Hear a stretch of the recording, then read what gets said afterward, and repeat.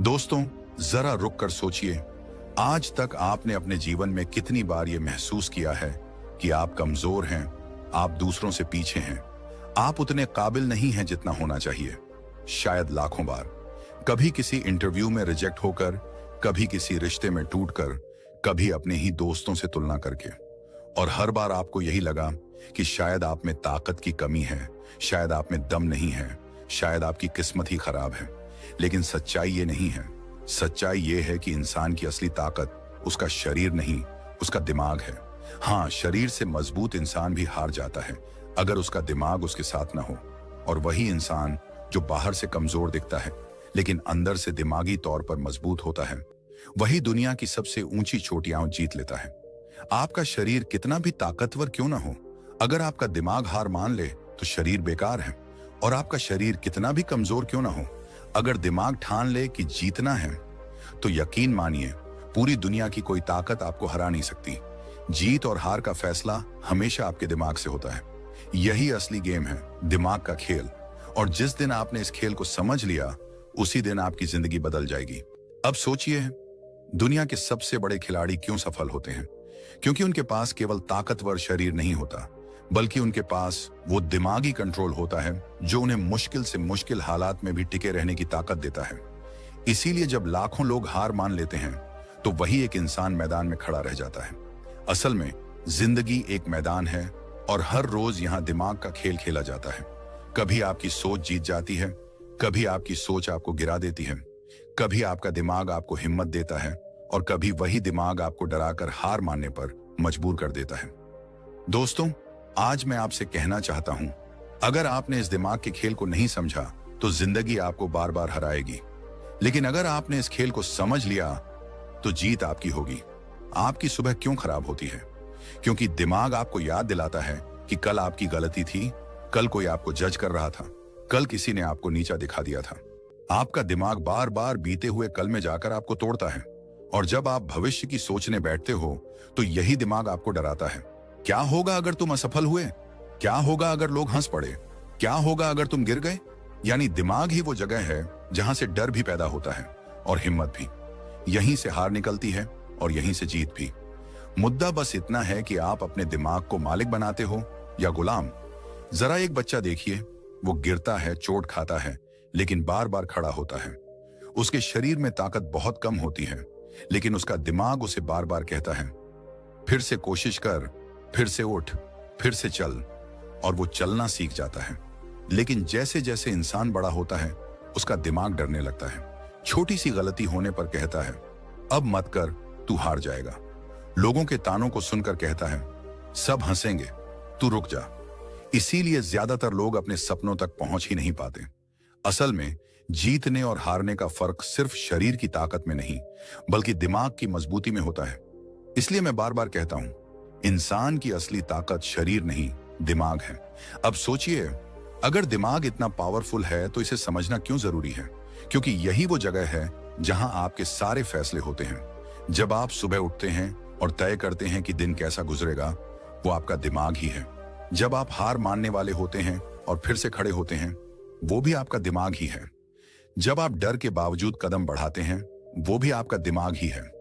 दुनिया में सबसे बड़ी लड़ाई इंसान बाहर की नहीं लड़ता, वो लड़ाई अंदर लड़ी जाती है, अपने ही दिमाग से। और जो इंसान इस अंदरूनी लड़ाई को जीत लेता है, वही बाहर की हर जंग जीत जाता है। दोस्तों, दिमाग का खेल आसान नहीं है, क्योंकि ये दिमाग ही है जो हमें सबसे ज्यादा भटकाता है। ये हमें बार बार वो चीजें याद दिलाता है जिनसे हमें दर्द हुआ।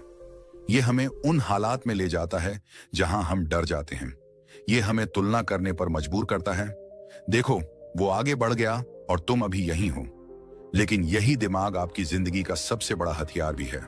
अगर आप इसे कंट्रोल करना सीख गए, तो ये आपको ऐसे ऐसे मौके देगा जिनके बारे में आपने सोचा भी नहीं होगा।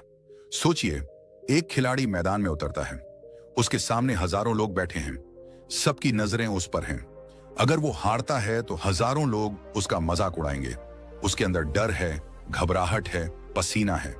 लेकिन अगर उसी समय उसका दिमाग उसे कह दे, तू कर सकता है, तू यहां जीतने आया है, हार का डर निकाल फेंक, तो वही खिलाड़ी चमत्कार कर देता है। अब सोचो, क्या उसके शरीर ने उसे जीत दिलाई?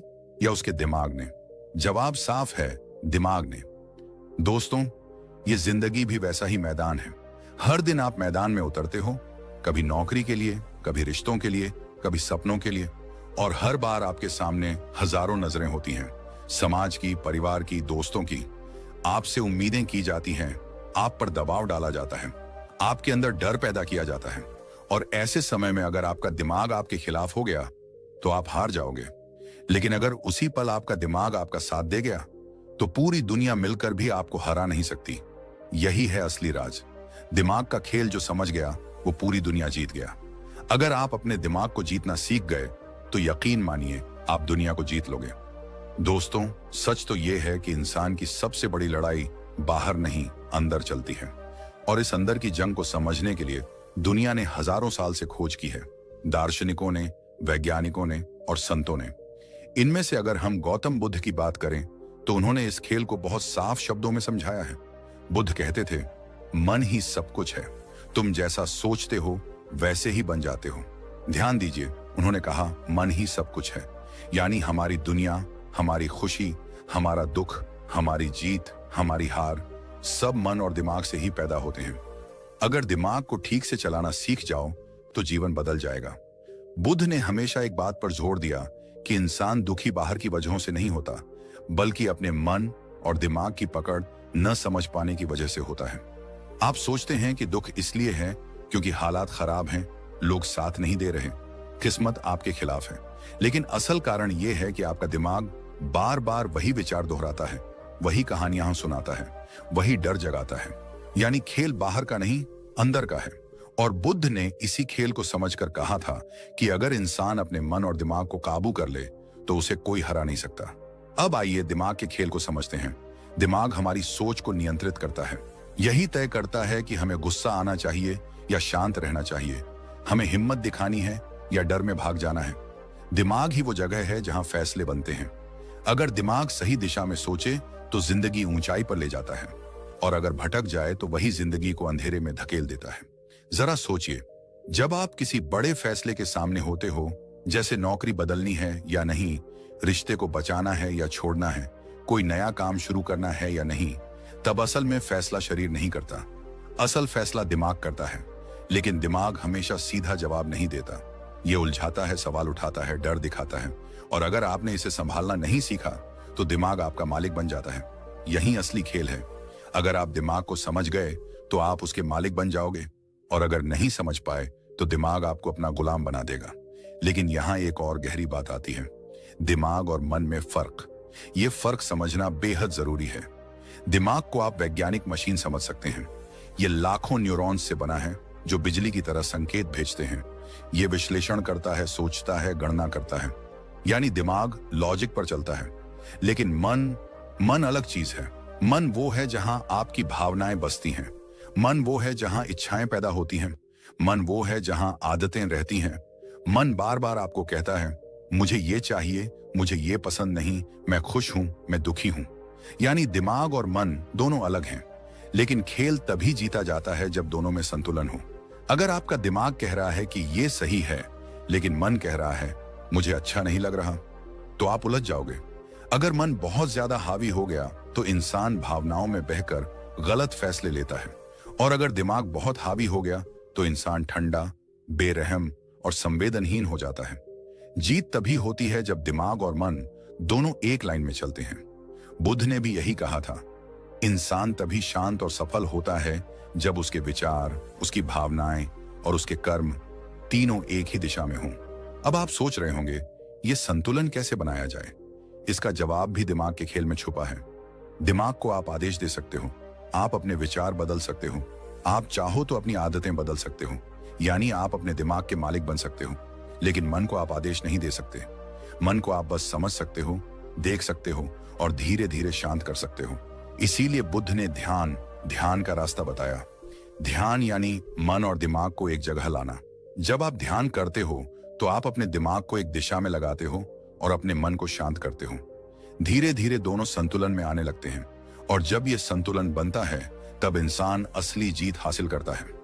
जरा एक उदाहरण से समझते हैं। मान लीजिए एक विद्यार्थी है जो परीक्षा की तैयारी कर रहा है।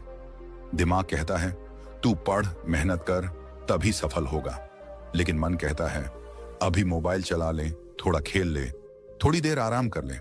अगर वो विद्यार्थी बार बार मन की सुनता रहा तो उसका भविष्य बिगड़ जाएगा। लेकिन अगर वो दिमाग को समझकर मन को नियंत्रित करके पढ़ाई में लग गया तो उसका भविष्य चमक जाएगा। यानी खेल साफ है, दिमाग दिशा दिखाता है और मन ताकत देता है। दोनों का तालमेल बैठ गया तो इंसान दुनिया जीत लेता है। बुद्ध ने कहा था मन एक बंदर की तरह है जो कभी चैन से नहीं बैठता। वो एक शाख से दूसरी शाख पर कूदता रहता है। आज ये चाहता है, कल कुछ और। आज खुशी चाहिए, कल गुस्सा। आज मोह चाहिए, कल त्याग। यानी मन कभी स्थिर नहीं रहता। लेकिन दिमाग, अगर आप इसे ट्रेन कर लो तो ये मन को पकड़कर स्थिर कर सकता है। तो असली खेल यही है, मन और दिमाग का फर्क समझो और दोनों को संतुलन में लाओ। जब आपका दिमाग साफ दिशा दे और मन शांत होकर उसी दिशा में चले तो यकीन मानिए कोई ताकत आपको रोक नहीं सकती। और दोस्तों, यही है जिंदगी का सबसे बड़ा सबक। हम सोचते हैं कि हमें दुनिया से लड़ना है, लेकिन असल में लड़ाई अपने ही दिमाग और मन के बीच की है। अगर ये लड़ाई जीत गए तो बाकी सारी जीतें अपने आप मिल जाएंगी। जीतने वाला वही है जो अपने दिमाग को समझ लेता है। हारने वाला वही है जो अपने मन और दिमाग की खींचतान में उलझ कर रह जाता है। यही कारण है कि कुछ लोग हर हाल में आगे बढ़ते हैं और कुछ लोग वहीं के वहीं रह जाते हैं। दोस्तों, अभी तक हमने समझा कि दिमाग और मन का फर्क क्या है और कैसे इन दोनों का संतुलन हमारी जिंदगी को बदल सकता है। लेकिन अब सवाल यह है कि जब हमें यह समझ आ ही गया कि दिमाग सबसे बड़ी ताकत है, तो फिर क्यों बार बार हम उसके जाल में फंस जाते हैं? क्यों हम अक्सर थक जाते हैं, उलझ जाते हैं और अपने ही विचारों में कैद होकर रह जाते हैं? यही वो जगह है जहां गौतम बुद्ध का संदेश हमें राह दिखाता है। बुद्ध ने कहा था, मनुष्य अपने विचारों से ही बंधा होता है और उन्हीं से मुक्त भी हो सकता है। ध्यान दीजिए, यह वाक्य कितना गहरा है। इसका मतलब यह है कि जो विचार आपको डराते हैं, वही विचार अगर आप बदल सको तो वही आपको आजाद भी कर देंगे। लेकिन समस्या यह है कि इंसान का दिमाग बार बार उसी जगह घूमता है जहां दर्द, असफलता और डर छुपा हुआ होता है। यही है ओवर थिंकिंग का जाल। सोचिए, कितनी बार आपने किसी घटना को बार बार अपने दिमाग में दोहराया है। किसी ने आपको कुछ कह दिया, कोई मौका हाथ से निकल गया, कोई रिश्ता टूट गया और वो घटना खत्म होने के बाद भी आपके दिमाग में चलती रहती है। बार बार वही तस्वीरें, वही बातें, वही जख्म आपके अंदर ताजा हो जाते हैं। आप सो नहीं पाते, चैन से बैठ नहीं पाते, आगे बढ़ नहीं पाते। यानी असली दुश्मन कोई और नहीं बल्कि आपका दिमाग है जो बार बार वही पुरानी फिल्म आपके सामने चला देता है। यही है ओवर थिंकिंग। और इस ओवर थिंकिंग का सबसे बड़ा नुकसान यह है कि यह आपका सबसे कीमती खजाना, समय और ऊर्जा दोनों चूस लेता है। बुद्ध ने इस बारे में कहा था, बीता हुआ कल अब तुम्हारे हाथ में नहीं है और आने वाला कल अभी आया नहीं है, लेकिन तुम दोनों में फंसकर आज को खो देते हो। यानी ओवर थिंकिंग वही है जब आप या तो कल में अटक जाते हो या कल की चिंता में फंस जाते हो, और दोनों ही हाल में आप आज का सुख, आज की ताकत और आज की संभावनाएं खो देते हो। अब सवाल उठता है कि दिमाग ऐसा करता क्यों है? क्यों बार बार वो भटकता है? क्यों बार बार हमें थकाता है? तो इसका जवाब है आदतें, इच्छाएं और बाहरी दबाव। पहला कारण है आदत। हमारा दिमाग जिस तरह से सोचने का आदी हो जाता है उसी पैटर्न पर चलता रहता है।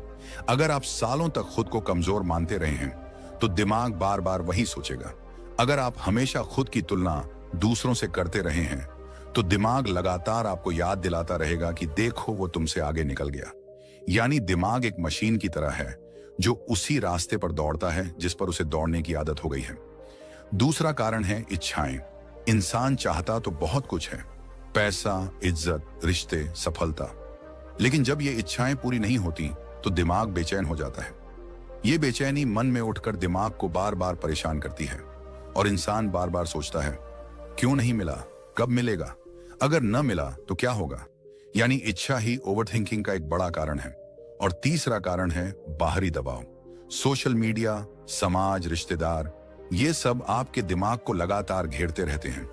इंस्टाग्राम पर किसी की सफलता देखी तो दिमाग कहेगा, देख वो आगे निकल गया और तू अभी भी वहीं है।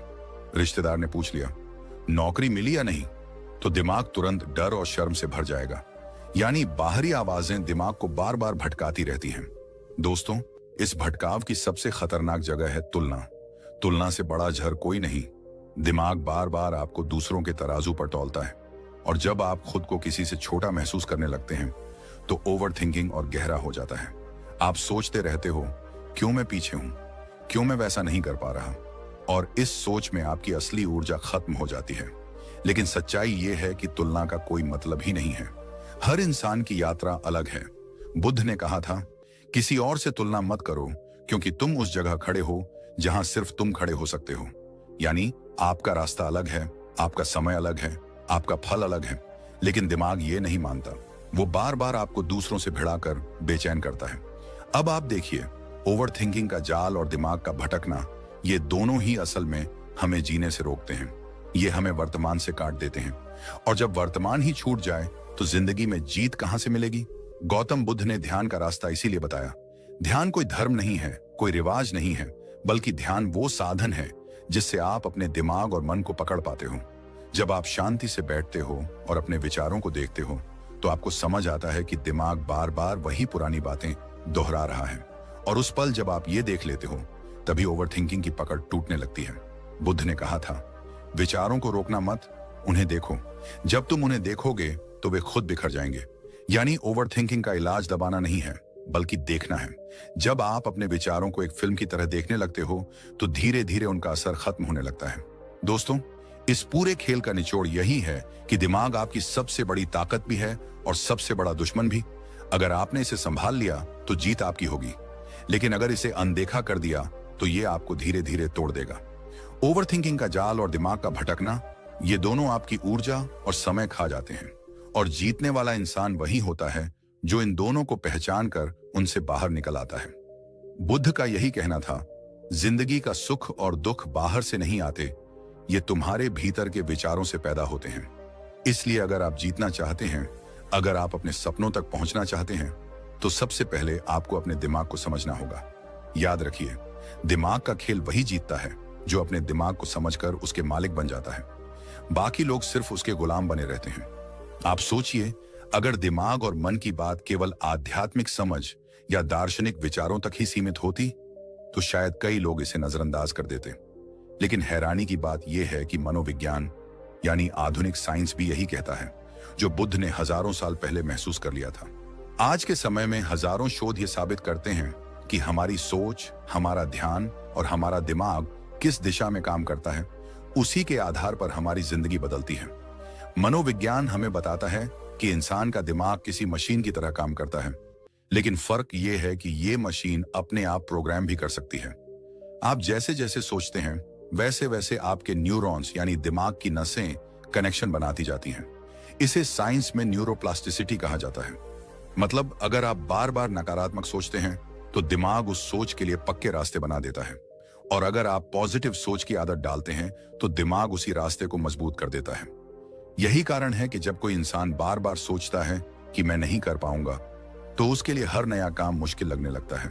लेकिन वही इंसान अगर सोचे कि मैं कोशिश कर सकता हूं, मैं सीख सकता हूं, तो दिमाग उसी हिसाब से नए रास्ते खोल देता है। एक बार एक प्रयोग हुआ था जिसे मनोविज्ञान की दुनिया में प्लेसबो इफेक्ट कहा जाता है। इसमें डॉक्टर ने कुछ मरीजों को केवल शुगर की गोली दी और कहा कि यह दवा उन्हें ठीक कर देगी। मजे की बात यह रही कि जिन मरीजों ने विश्वास किया वे सच में ठीक होने लगे, जबकि गोली में कोई दवा थी ही नहीं।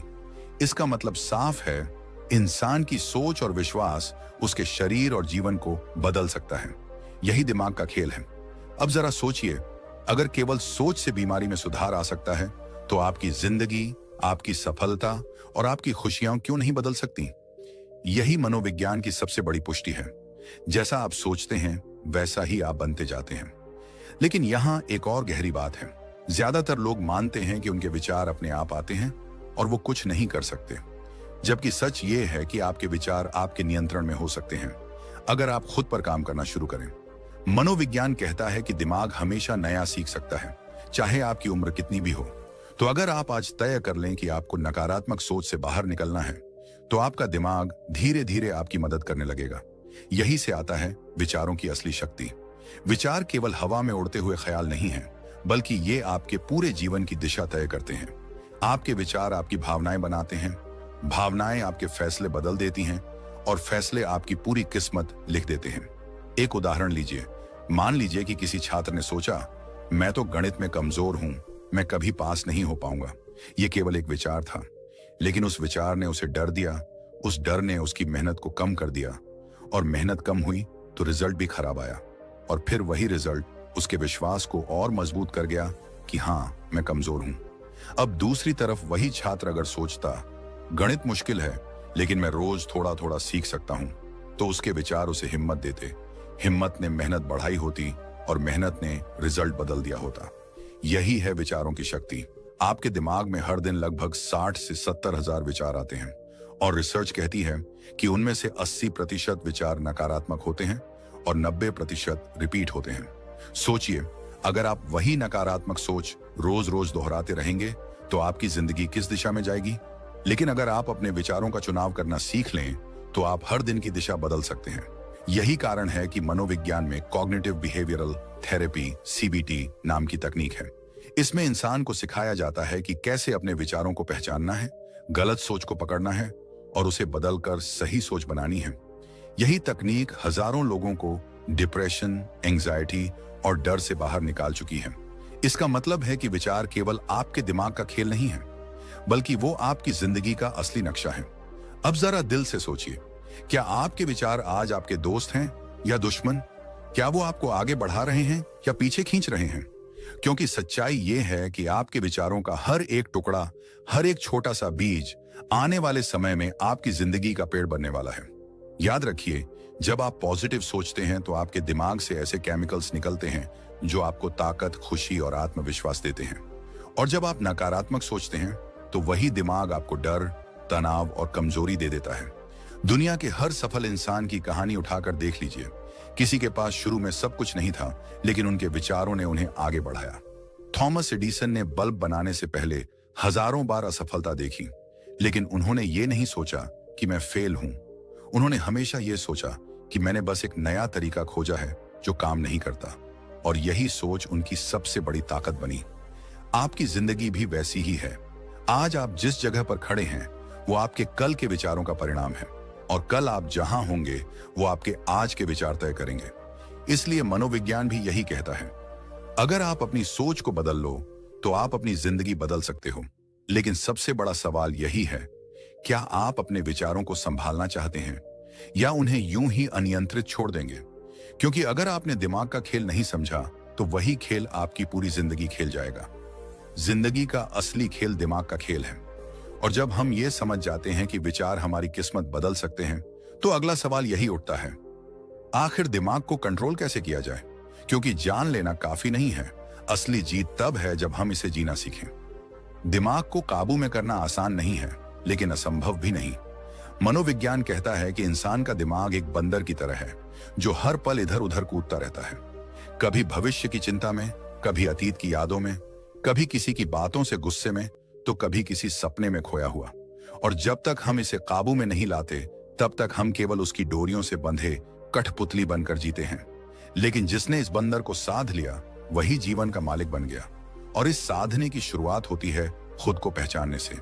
कई बार हम दुनिया को समझने में इतने उलझ जाते हैं कि खुद को समझना भूल जाते हैं। हम जानते हैं कि हमारे पड़ोसी को क्या पसंद है, किस दोस्त को कौन सी फिल्म अच्छी लगती है, लेकिन हमें यह तक नहीं पता होता कि हमें असल में चाहिए क्या। यही सबसे बड़ी समस्या है। जब तक आप खुद को पहचान नहीं पाते तब तक आपका दिमाग आपको हर दिशा में खींचता रहेगा। खुद को पहचानना मतलब अपनी ताकत को समझना, अपनी कमजोरियों को स्वीकार करना और अपने असली सपनों को सुनना। जब आप जानते हैं कि आपकी सबसे बड़ी ताकत क्या है तो आप वहीं से जीवन की दिशा पकड़ते हैं। और जब आप ये मान लेते हैं कि आपकी भी कमजोरियां हैं तो आप दूसरों से तुलना करना छोड़ देते हैं। सोचिए, अगर आप खुद को पहचान लें तो गुस्से में भी आप जान पाएंगे कि मैं अभी क्यों भड़का हूं। डर में भी समझ पाएंगे कि मुझे किस चीज से डर लग रहा है, और उदासी में भी समझेंगे कि यह उदासी कहां से आ रही है। यही पहचान ही आपको दिमाग पर कंट्रोल की पहली सीढ़ी चढ़ाती है। दूसरा कदम है ध्यान को भटकने मत देना। आज की दुनिया में हमारा ध्यान सबसे ज्यादा चोरी होता है। मोबाइल की एक छोटी सी नोटिफिकेशन हमें घंटों तक भटका देती है।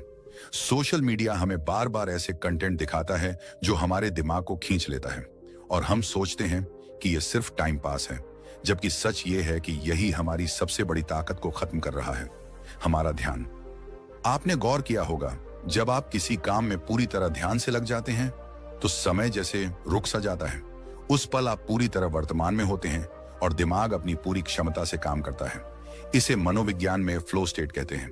लेकिन अफसोस, ज्यादातर लोग अपने जीवन का ये फ्लो कभी महसूस ही नहीं कर पाते, क्योंकि उनका ध्यान हर वक्त इधर उधर भटकता रहता है। अगर आप सच में दिमाग को कंट्रोल करना चाहते हैं तो अपने ध्यान को पकड़ना सीखिए। जब भी दिमाग भटके, उसे प्यार से वापस लाइए। यह शुरुआत में मुश्किल होगा, लेकिन धीरे धीरे आपका ध्यान आपकी ताकत बन जाएगा। इसके बाद आती हैं आदतें। दिमाग उसी दिशा में चलता है जिस दिशा में आप रोज छोटे छोटे कदम बढ़ाते हैं। आपकी आदतें आपके दिमाग की ट्रेनिंग करती हैं। अगर आपकी आदत हर सुबह उठते ही मोबाइल स्क्रॉल करने की है, तो आपका दिमाग तुरंत बाहर की दुनिया में भाग जाएगा। लेकिन अगर आपकी आदत सुबह उठकर 5 मिनट गहरी सांसें लेने की है, तो आपका दिमाग शांत और स्थिर हो जाएगा। वैज्ञानिक कहते हैं कि आदतें आपके दिमाग में न्यूरल पैटर्न बना देती हैं। यानी अगर आपने रोजाना 21 दिन तक किसी काम को दोहराया, तो आपका दिमाग उसे ऑटोमेटिक करना शुरू कर देगा। यही कारण है कि सफल लोग छोटी छोटी आदतों पर इतना ध्यान देते हैं। वे जानते हैं कि बड़े बदलाव किसी एक बड़े कदम से नहीं आते, बल्कि रोज के छोटे छोटे कदमों से आते हैं। तो अगर आप दिमाग को कंट्रोल करना चाहते हैं, तो अपनी आदतों को बदलना शुरू कीजिए। ये मत सोचिए कि कल से पूरी जिंदगी बदल देंगे। बस एक छोटा कदम उठाइए, जैसे हर रात सोने से पहले आधा घंटा किताब पढ़ना या हर दिन 10 मिनट शांत बैठना। धीरे धीरे ये आदतें आपके दिमाग को नई दिशा देंगी। और अंत में आता है भावनाओं पर कंट्रोल। गुस्सा, डर और दुख, ये 3 सबसे बड़े दुश्मन हैं जो दिमाग को गुलाम बना देते हैं। गुस्सा इंसान से ऐसे फैसले करवाता है जिनका पछतावा पूरी जिंदगी रहता है। डर इंसान को कोशिश करने से पहले ही रोक देता है और दुख इंसान की ऊर्जा को अंदर ही अंदर खा जाता है। लेकिन याद रखिए, भावनाएं बुरी नहीं होती। समस्या तब होती है जब हम भावनाओं को दिमाग पर हावी होने देते हैं। गुस्सा भी सही दिशा में जाए तो ताकत बन सकता है। डर भी सही समय पर हो तो सावधानी बन सकता है। और दुख भी अगर गहराई से समझा जाए तो जीवन की सीख बन सकता है। मनोविज्ञान में एक तकनीक है, इमोशनल रेगुलेशन। इसका मतलब है भावनाओं को दबाना नहीं, बल्कि उन्हें समझना और सही दिशा में इस्तेमाल करना। जब गुस्सा आए तो रुककर 3 गहरी सांस लें और खुद से पूछें, क्या यह वाकई इतनी बड़ी बात है? जब डर लगे तो अपने दिमाग को याद दिलाएं, मैंने पहले भी मुश्किलें झेली हैं, यह भी पार हो जाएगी। और जब दुख हो तो उसे लिख डालिए, क्योंकि दिमाग पर बोझ तभी कम होता है जब हम उसे बाहर निकालते हैं। यही 4 रास्ते हैं जिनसे आप अपने दिमाग को काबू में ला सकते हैं। खुद को पहचानना, ध्यान को भटकने से रोकना, आदतों को सही दिशा में मोड़ना और भावनाओं को समझकर इस्तेमाल करना। अब सोचिए, अगर आप ये चारों चीजें अपनी जिंदगी में उतार लें, तो क्या आपका दिमाग आपको कभी गुलाम बना सकेगा? नहीं, उल्टा आप अपने दिमाग के मालिक बन जाएंगे। और जब इंसान अपने दिमाग का मालिक बन जाता है, तो फिर कोई ताकत उसे रोक नहीं सकती। जिंदगी के मैदान में जीत उसी की होती है जिसने अपने दिमाग का खेल समझ लिया। बाकी लोग बस हालातों के हाथों में खेलते रहते हैं, लेकिन जिसने ये नियम पकड़ लिए, वो अपनी तकदीर खुद लिखता है। मास्टरमाइंड वही है जो अपने दिमाग को गुलाम नहीं बनाता, बल्कि उसका मालिक बनता है। सोचिए, जब चारों तरफ अफरा तफरी हो, हालात आपके खिलाफ हों, लोग आपको नीचा दिखा रहे हों, उस वक्त अगर आप शांत और पॉजिटिव बने रह पाए, तो समझ लीजिए आपने दिमाग की असली ताकत को पकड़ लिया। क्योंकि दिमाग ही है जो आपको या तो हार का कैदी बना देगा या जीत का सम्राट। ज्यादातर लोग हार इसलिए नहीं जाते कि उनके पास क्षमता नहीं थी, वे इसलिए हारते हैं क्योंकि उनके दिमाग ने हार मान ली थी। मास्टरमाइंड वो नहीं जो सबसे ज्यादा पढ़ा लिखा है या जिसके पास सबसे ज्यादा अनुभव है। मास्टरमाइंड वो है जो हर परिस्थिति में अपनी सोच पर कंट्रोल रख सकता है। एक सच्चा मास्टरमाइंड वही है जो हालात को देखकर नहीं टूटता, बल्कि हालात को देखकर और ज्यादा मजबूत बनता है। वो जानता है कि बाहर का शोर मुझे तोड़ नहीं सकता, जब तक मेरा अंदर का मनोबल अटूट है। ऐसा इंसान दुनिया का हर खेल जीत सकता है। जिंदगी में जीतने और हारने का फैसला शरीर नहीं करता, किस्मत नहीं करती, हालात नहीं करते। असली खेल दिमाग का है। दिमाग खेल है, और जो इसे समझ गया वही पूरी दुनिया जीत गया। क्योंकि शरीर की ताकत एक दिन खत्म हो जाएगी, लेकिन दिमाग की ताकत उम्र भर आपका साथ देती है।